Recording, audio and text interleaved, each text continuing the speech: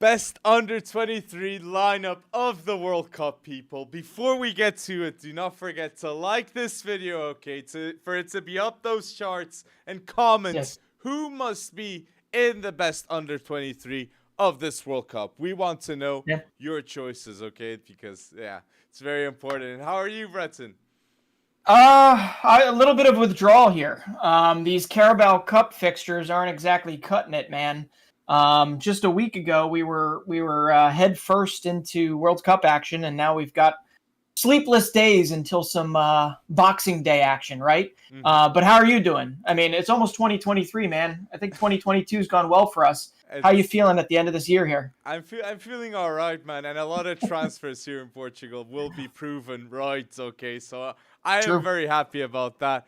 But so yeah, it's Gavi. I see need to go bold. Pedri again, people. Please do not forget to like this video. We really want people to be aware of the best under 23 lineup of this World Cup. I can tell you confidently, I will be non-biased a lot in this one, okay? Yeah. So, but before we go with the best under 23, Mbappe, okay, is now 24 years old, and I still remember watching him at 17, okay, playing. So it's mad to see his development.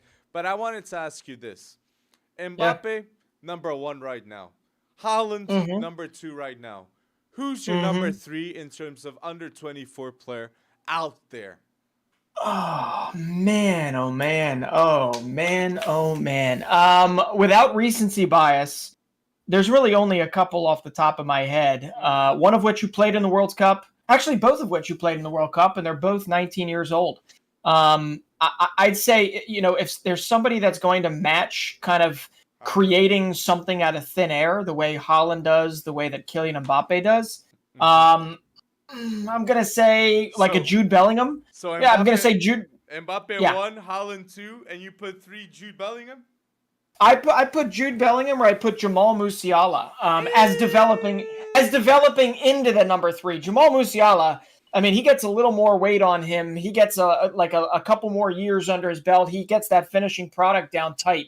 He can already dribble with the best of them. I mean, this was a kid that was second to only Kylian Mbappe in dribbles won, and I believe was only second in like shot creating actions or whatever it's called in the World Cup as a 19-year-old leading a young German team. So I gotta say, like, Musiala, I know Pedri, I know Gavi, but I don't think they're going to put up the numbers that a Musiala is capable of putting up in terms of goals and assists, which ultimately leads to, except for a couple odds and end years like a Luka Modric year, winning the Ballon d'Or. So I'm going to say, yes, more so Musiala than Bellingham would be my number 3. Sheesh, there's some big snubs right there. Right there. Yeah. With Mbappe number 1, Haaland number 2, I might say Vinicius Junior number 3 right now. You know? Okay. Vinicius Junior. And a shout out to Rafael Leão. Come on. Go bold, okay? But Bellingham and Pedri, beautiful, beautiful players. But between Pedri, Bellingham, Camavinga, and Gavi, who would you pick now out of the blank to play? Bellingham and Pedri. Oh, my goodness. Well, I'd still... after that World Cup, man. After that World Cup, I'm gonna go with Bellingham. I'll go Pedri still. I still believe in that. I know it's Europa League time for Pedri, but I'm gonna pick Pedri, man. But there's a bit of debates now, man. That number 3, and I'm gonna say this: in 2 years' time, it's gonna be the top 3 race between Mbappe, Haaland, and this name, Hendrik. I am gonna put all my chips on Hendrik, man, and he will be known as a better player than Vinicius Junior. I'm gonna go bold and say Hendrik, man. I believe a lot in this player. It's not just this talent; it's the work ethic. He's got it. I'm with you. Hendrik. I'm with you. I just only want to, we got to slow our roll because the kid, while he is subject to a 60 million euro move to Real Madrid, 70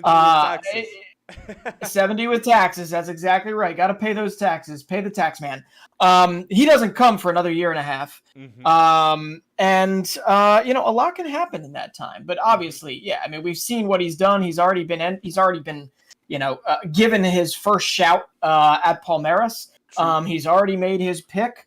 Obviously, Ancelotti's not going to be there, so I do wonder who his boss is going to be in the next year and a half. So it all kind of comes down to it. There's so much that can happen the next year and a half, but yeah, looking at him, he looks every bit the part. That's for dang sure. True. And I might say the best player in this World Cup was Enzo Fernandez. Well, I will not be surprised in 4 years' time. In the States, Mexico, and Canada, it's Hendrik. It's Hendrik, the best player. The best young player of the World Cup. Okay, I wouldn't be surprised if that happens. At 20. He'll be 20 by that time. Playing at Real Madrid next to Vinicius, Tchouaméni, and maybe Mbappe by then. But Alex, this is pre-YouTube years, right? This is pre-TikTok years. There was a time in 2015, 2016 that you and I were talking about Kylian Mbappe and Erling Haaland with the same. In 4 years' time, they're going to be 20. Man, oh man, how quickly time flies. I guess when you're having fun, but Kylian Mbappe has turned into every bit the dominant specimen that he was in that fairy tale AS Monaco Ligue 1 win 2015, 2016. And man, we've come a long way since Erling Haaland's nine goal appearance for the Norwegian, in the U20 World Cup was that, or the U17 World Cup? One of the two. We've come a long way since then.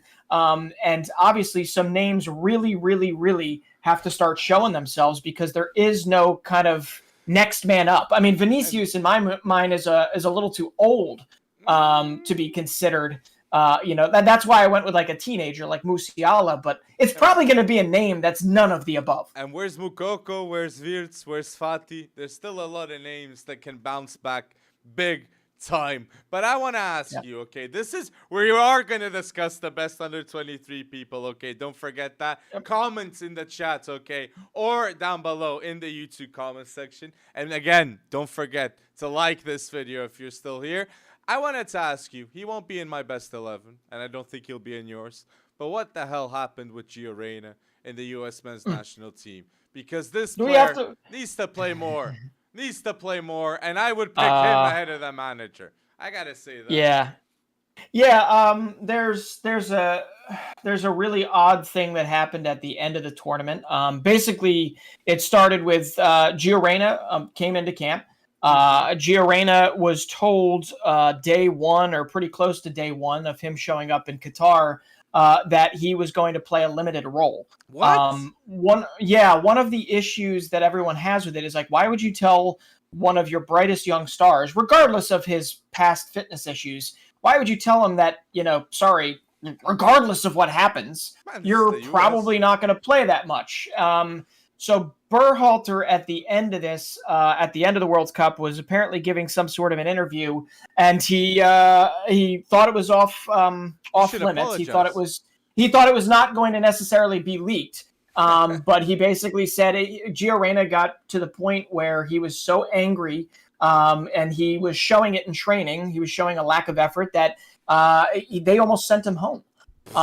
Since then, they've talked about it, and now we're all still wondering whether or not Greg Berhalter is going to be the coach moving forward. But if you look at the majority of what people think, obviously you want Reyna for the next 3.5 years. You want him in 2026. He's 19 years old. He's going to have moments like this. And frankly, if I'm 19 and I'm one of the best young American stars, I want to play in the World Cup.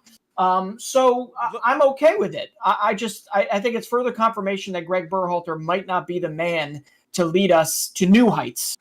He's taken us as far as we can go.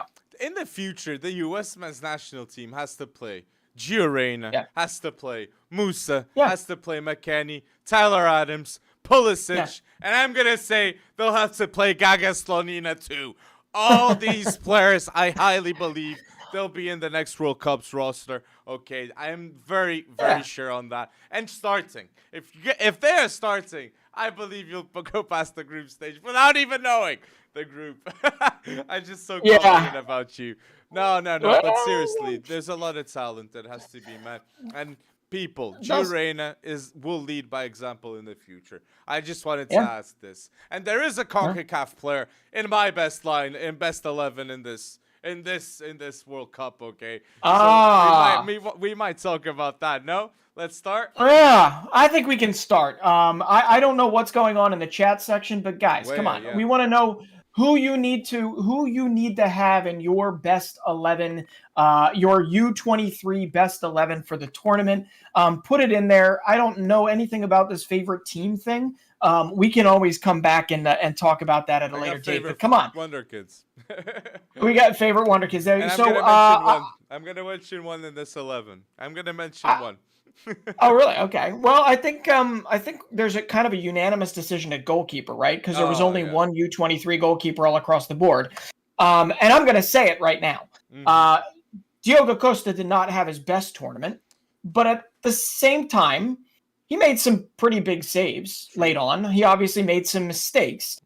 There's no doubt the quality is there, and there's no doubt that his future is as bright can be. So, Man United are highly interested in Diogo Costa. That was my next question. I think he replaces De Gea, yeah. And De Gea could stay, okay, just accept less wages, okay, because he's one of the most highly paid goalkeepers in the world right now. And Diogo Costa has elite ball distribution. Diogo Costa has elite penalty saves. Diogo Costa is good in reflexes. It's just mistakes and balls outside. Like, he's got minor mistakes to improve, okay? So I just got a PTSD when I talk about this. But it's unanimous between me and you that Diogo Costa was the best under-23 goalkeeper in this World Cup. Yes. Okay. Yeah. So, defense. Yeah. I would say at left back, Nuno Mendes, but he got injured, okay? I hope Nuno Mendes returns because I really believe I'm going to back him again. I think he will be the best left back in the world. Unanimously, I think Theo Hernandez got big points in this World Cup, but Nuno Mendes will go bold.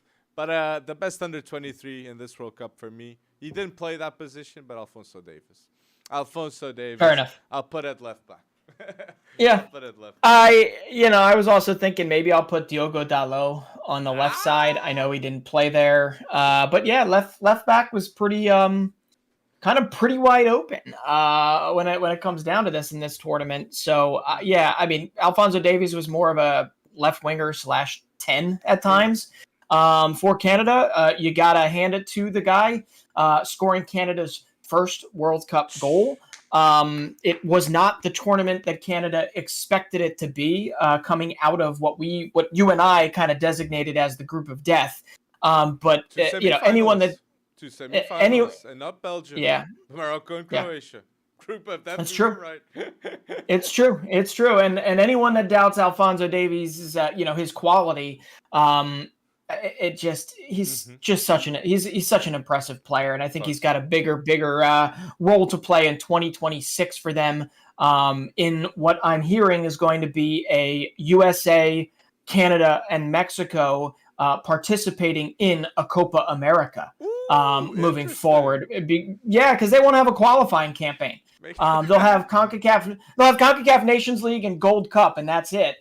So you got to get your reps in, and you got to get your reps in against nothing against countries like the Trinidad and Tobago, but ultimately you got to get Argentina on the docket. You got to get Brazil on the docket because we need. I want to say comfortably 2 years from now that a CONCACAF team has a chance to make a run like Morocco made in this particular World Cup. I mean, that would just be massive, and the only way you can do that is play the best. Facts. I completely agree with that. I completely agree.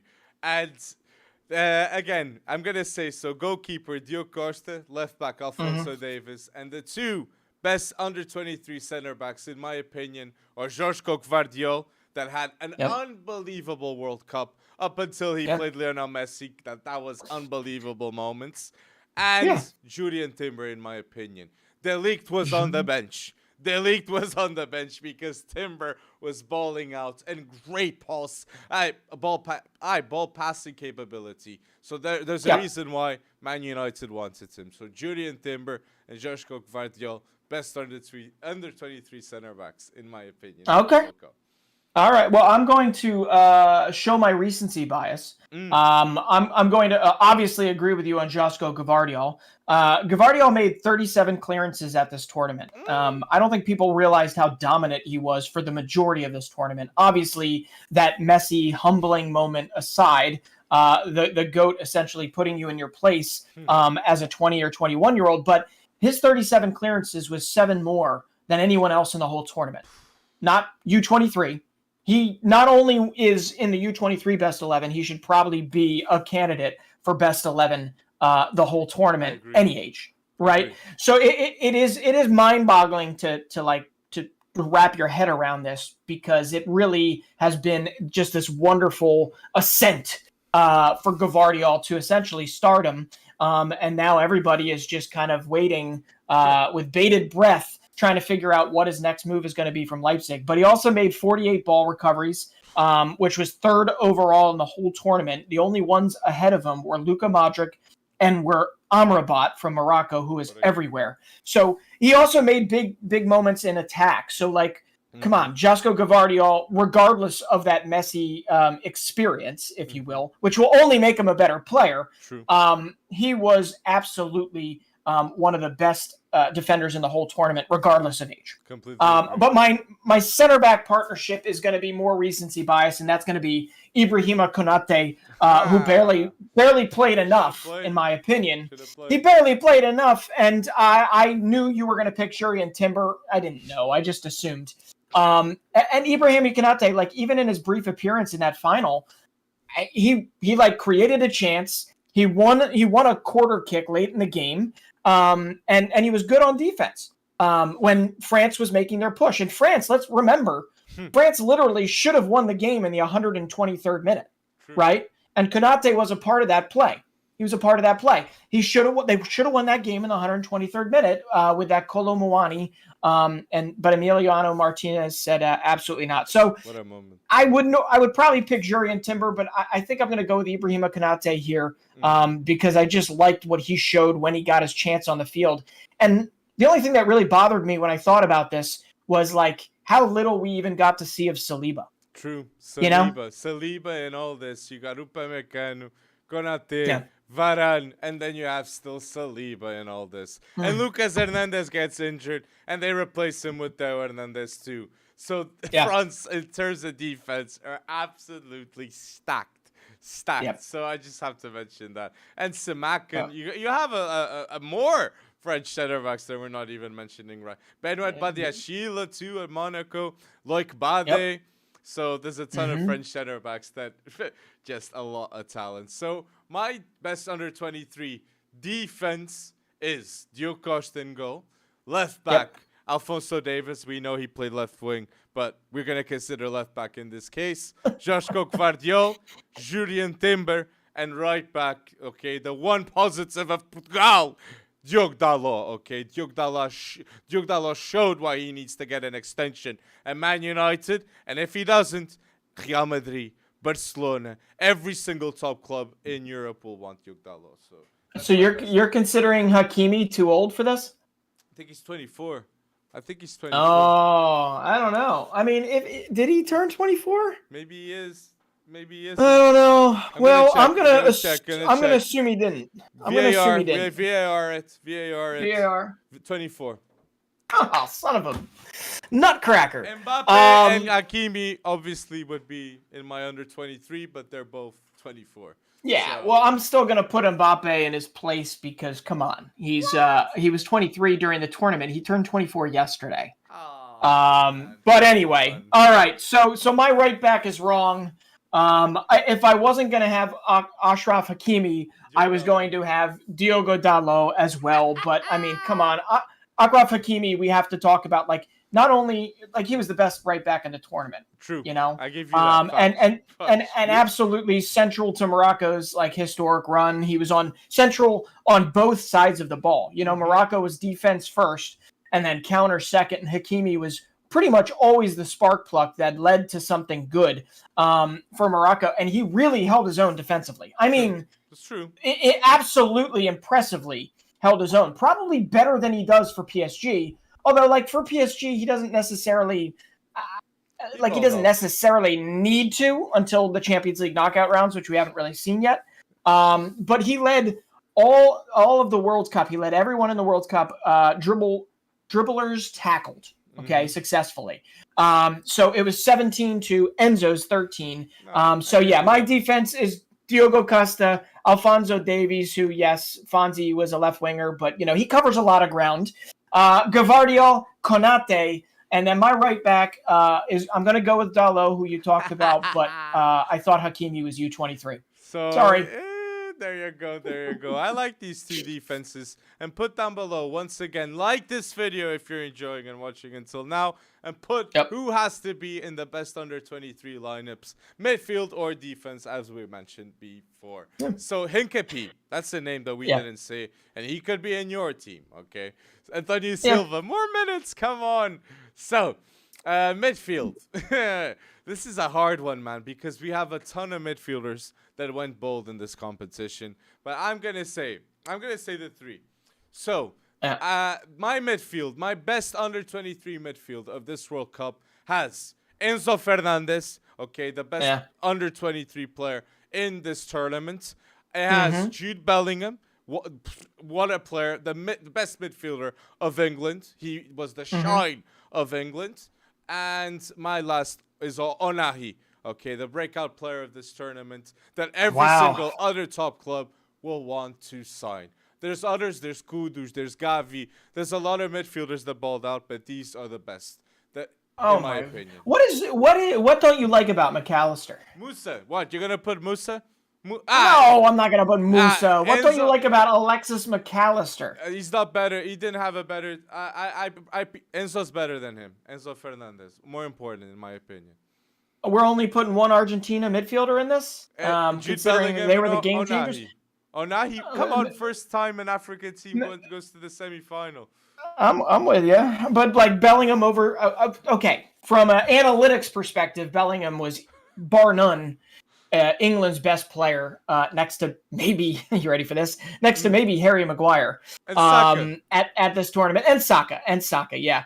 But I had to kind of alter I went to the archaic 4-4-2, in order to fit as many midfielders, and I don't care if it's three with a cam, whichever way you want to put it. But listen, Jude Bellingham was playing more of an advanced role, and I think it really kind of played to his best strengths, and he's only going to get stronger. And for him to play the way he played at 19, I mean, pretty much everything dangerous essentially started with Jude Bellingham for England.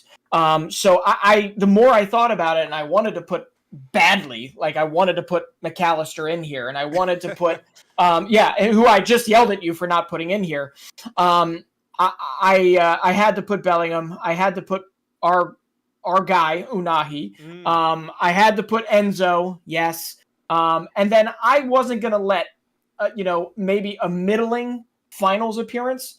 I wasn't going to let a kind of subpar finals appearance get Aurélien Tchouameni out of the best 11, because what he did for France, what he did for France in this tournament, we got to remember, France made the final missing like 6 or 7 of their best players. Yeah, some of it was because of some infighting. Yeah, some of it was known previously, but nobody expected Aurélien Tchouameni to play as well as he did at this particular tournament, and it was definitely good enough to be part of this best 11, even amidst so many really good midfielders at this tournament. No. So yeah, I think I changed. I forgot, man. I forgot Tchouameni. Of course, I put Tchouameni in my best 11. Look at us waffling. I take Ounahi. I take Ounahi. Okay. No, I take Ounahi. Okay. I put Enzo Tchouameni and Jude Bellingham.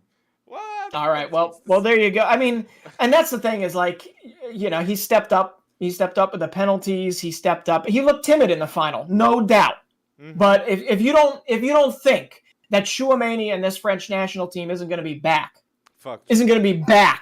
in at least the World Cup semifinals, they've got the talent to do it, and it's going to take some really, really weird French Federation kind of infighting and meddling and whatnot for France not to be strong every time out. True. So Chouameni was just absolutely massive for me. And that's where I'm going to put my recency bias aside because his final wasn't the best and say, like, this guy was every bit the part for France, and they wouldn't have gone as far if it weren't for him. No Kante, So, no Kante, no Pogba, but there was no. Chouameni, and he was a reason why, until the final, France went bold. And why didn't Mbappe go to Real Madrid? Vini, Chouameni, everyone's Camavinga. Okay, that was in the French bench. He's there too. So many reasons to go there. Oh my days! But now the attack. I got big questions now because you said McAllister. You have one more player there, and I got a 4-3-3. Yeah, I know. I have a 4-3-3, and I'm gonna have a big snub. Mbappe's 24. I'm not gonna count. Okay. Him, okay. Okay. Vinicius is gonna be my big snub. Okay, because I am gonna put my front three of best under 23 players. It's Jamal Musiala, Alvarez striker, okay. I know Gonçalo Ramos scored a hat-trick, okay. Alvarez didn't, but Alvarez was the best under 23 striker in terms of importance. And I'm going to put Cody Gakpo. Cody Gakpo proved to the world why everyone wants him. And now 50 million as his price tag is justifiable to get the move, okay. The involvements he had for the Netherlands, crucial. So those are the players. But Gonçalo Ramos, high-pressing striker. A lot of elite teams in Europe need him. And, again, he scored a hat-trick in this World Cup. Only Mbappe managed to do that too. So, come on. Put the respect on Gonçalo Ramos. My goodness. I've got two up top, but that's because I was treating Mbappe as 23. But, yeah, I've got Kylian Mbappe and Julian Alvarez. Sheesh. You know.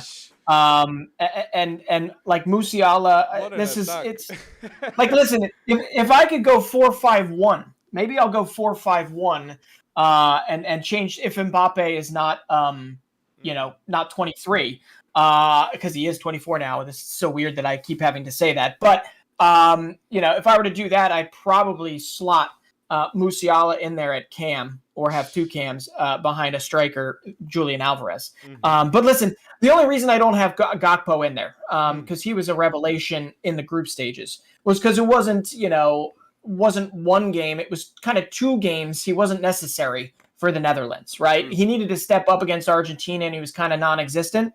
And he didn't really need to do much. And I'm kind of deadpanning my own U.S. team, but he didn't really need to do much against the United States because he wasn't called upon. But he was absolutely stellar for that Dutch team in the group stage. So I completely understand why you have him in there. Other shout-outs, definitely, if I was going 3 across, I might have thought about on that right side, Bukayo Saka, because he was phenomenal for England as well. And he stepped up and took a penalty, right? I mean, he was great all around. It's true. Yeah, I mean, Saka and Bellingham, there's a lot to like about the English future, obviously. It's true. And I just want to leave this clip too. I want to talk about the two. Yes, Portugal lost a manager, com Fernando Santos. We have guarantees after this tournament of next 12 years. We'll see Diogo Costa, João Félix, Rafael Leão, Nuno Mendes, Vitinha, Diogo Dalot. All these players will always be involved in the Portuguese national team. And Renato Sanches. Where's Renato, man? We needed him, okay, against Morocco. It clearly showed. And Renato will be back, okay, with the next manager. I know that will happen too. Well, so I just wanted to say that. And Antonio Silva. I rate him so high, man. I rate him so high. And I think he'll be one of the best center backs in the world. I'm not just saying better than Ruben Dias. And he might go to Man City, man. I wouldn't be surprised if Antonio Silva goes to Man City. So let's wait and see. Ruben Dias, number 2. Hey, I think you literally just named, like, obviously Antonio Silva's. He's going to be one to watch for the 2024 Euros, the 2026 World Cup. But we would have loved to have seen more of Antonio Silva. There were a couple others that I really would have liked to have seen more of, like Bilal El Khanous. Definitely would have wanted to see more for him. Morocco actually is stacked. I like Anas Zarouri. who got some time in that third place game, and I like El Canus and Abde. Yep. But I'm looking more at like 18, 19-year-olds here. Garang Kual, who's going to be at Newcastle at the beginning of the year for Australia. He looked bright. He had that chance against Argentina late in the game when he was put on, only 18 years old and like just turned 18. Alex Balde coming on for Spain. I mean, beyond the Pedris and the Gavis and the Bellinghams and all the 19-year-olds we've been talking about, these are some guys that we really want to see. Like, I can't wait to see more. Balde's already made that left back spot at Barcelona for the most part, He will be his own. So yeah. So like, and then you alluded to it, right? Xavi Simons. I just think there's a lot of these fun World Cup prospects. I'm going to have to throw in there Gio Reyna because we barely saw Gio Reyna at all in this tournament. Musa's same age as Gio, man. He'll definitely be in the UST. And Timothy Weah with Pulisic, with Adams, with McKennie and Gagaslanina. And with the Netherlands, I want to say this, man. Like, Cody Gakpo will be there in 2026. Xavi Simons, Jeremy Frimpong, De Ligt is still young. Kenneth Taylor, Gravenberch hopefully bounces back. Julian Timber, and there's a ton of Dutch talents that I mentioned there. And maybe his brother, Quentin Timber. Who knows? Ooh, maybe like Nasi Univar, who is over at he's over in Turkey right now. No, but I mean, if there's one thing for sure, we're going to be saying some new names in the next year or two because the Ajax conveyor belt has not stopped throwing prospects out there, and we could probably dedicate a whole hour to talking about Ajax's youth academy or PSV's youth academy or Feyenoord's or whatever. I got some bullet questions I want to ask you though. Like, I need the answers of these ones because a lot of people in Portugal are asking about this. Breton, you've watched Enzo play for a ton of years. Enzo and Julian Alvarez won Copa Libertadores in 2019, and now they're winning the World Cup. Unbelievable feat. And now Enzo is being rumored for a 100 million move to Liverpool. But who do you think will sign Enzo Fernandez, Breton? Real, Liverpool, Man City, Man United, or PSG? Oh my goodness. Oh goodness. Or would you prefer for all of all these teams? I mean, I would love for Jude Bellingham to sign for Liverpool because I feel like that would really spark. There's no way they have the capacity to do that, right? And imagine there's no way they have the just capacity. Go straight off the bat and get Bellingham, Enzo. Are they like title contenders immediately, like next season? 100%. I don't know, man. Yeah, I mean, probably. But here's what I want to know. I want to know what Pablo Aimar has to say about this because he was part of Lionel Scaloni's. He's a River Plate guy, and he was part of Scaloni's, coaching staff. And has himself a World Cup medal now. And we all know Aimar at one point was considered one of the brightest that Argentina had to offer. I envision that Pablo Aimar had a lot of talking going on with Julian Alvarez and with Enzo Fernandez at the World Cup. So I would love to be the fly on the wall as to what that conversation looked like. But when it comes down to it, I mean, Aimar played for Valencia. So I for some reason, I feel like if Enzo's going to make a move, he's going to make a move to La Liga. Not just because of what Pablo Aimar or what Julian Alvarez or what any of those guys that could influence him say. But I think Real's got the capacity to do it. Enzo offers something that they don't currently have there. They've got Camavinga, Tchouaméni, and imagine Enzo. With Valverde there in the mix too. So much talent in midfield. And 100 million, that's the number. But here in Portugal, people are saying, and I guarantee you people, Enzo only will leave Benfica for a minimum 100 million. The names are PSG, that will have Enzo with Vitinha in the future after Verratti goes eventually. And Liverpool, big time with 100 million. Real Madrid would be my preferred destination. But I just wanted to say that. And this is my best under 23 11 of the World Cup with Diogo Costa, Alfonso Davies, Gvardiol, Julian Timber, and right back, Diogo Dalot. Then I'm going to make a decision fast, Enzo, Tchouaméni, and I'm going to put Jude Bellingham because of quality ahead of Ounahi, but breakout player Ounahi. And then the three up forwards, I put Gakpo, Julian Alvarez, And Musiala, best dribbler in this tournament. He convinced so many people. And Gonçalo Ramos, bora. He scored a hat-trick, has to be mentioned. So this is my best under 23. And it's a good one. There's so many other shouts that we just don't have kind of time to go over. Like, we barely have even talked about what Gavi and Pedri did for Spain, right? Through this. I mean, I know it wasn't the he did get, well, maybe that was a good, no, I don't know. Maybe that was their intent all along. No, but like, you know, Harry Suter, right? Nobody was really talking about this guy. I don't think anybody is after the World Cup, but he was absolutely immense for Australia. He's that big Peter Crouch, bigger than Peter Crouch or the same size as Peter Crouch dude in the at center back that was, I think he won the most aerial duels at the World Cup, you know? So there were like so many names that we'll probably not see again for a while, but that, you know, there are so many that didn't really get that much of a sample size, like Moises Caicedo, and you already mentioned Piero Hincapié. There was also Strahinja Pavlovic, maybe the only bright kind of shining light of Serbia. Their terrible World Cup. No, it didn't go well at all. And then we didn't even really mention guys like at right back, which was pretty light for most of things, like Serginho Dest. He actually had a good World Cup, in my opinion, and I think he could really use it as a stepping stone to get better and better. But I still think Dalot was probably kind of more roundly, just, I don't know, better. When Dalot was on, he was really on this World Cup. And he was very good. I mean, he benched Cancelo.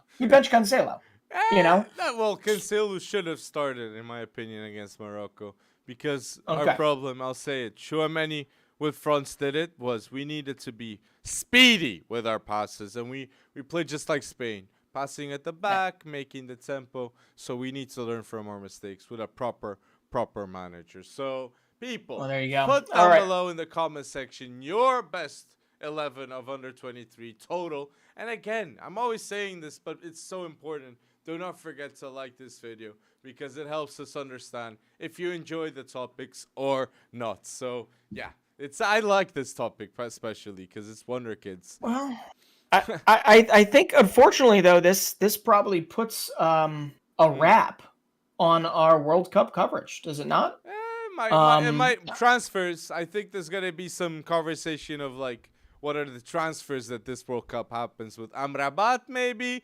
There's a couple of names that aren't Wonderkids that, Sommer, Bono, Levakovic. Bayern Munich wants every keeper that performed in this World Cup too. So a lot of transfers we can talk to of the World Cup. Well, we will. We will. And for those that are here or for those that are going to be listening to this after it posts, we will be doing our normal weekly podcast a little bit later due to Christmas coming up. So we'll be recording it and then releasing it maybe a couple days later. Yes. Maybe Tuesday or Wednesday of next week. And that is where we will definitely start picking and talking about more where we think a lot of these wonderful names of the World Cup end up. But in the meantime, do you think Argentina is like alive? Do you think everybody there is alive, or do you think they're still partying? I'd say they're still partying, man. Okay, I know it's the third World Cup that they have since 1986 too, but man, Messi, sheesh. I understand, man. Everybody still must be going crazy. And again, Portugal would explode, Breton. Portugal would explode. With the Euros, we exploded. So people would be traveling, like, as we would be winning to Portugal to have this party. It would be absolutely nuts. But people, put down below your best under 211. And yeah, go bold, please. We want to see those comments, man. Thank you for listening to me and Brendan. And thank you for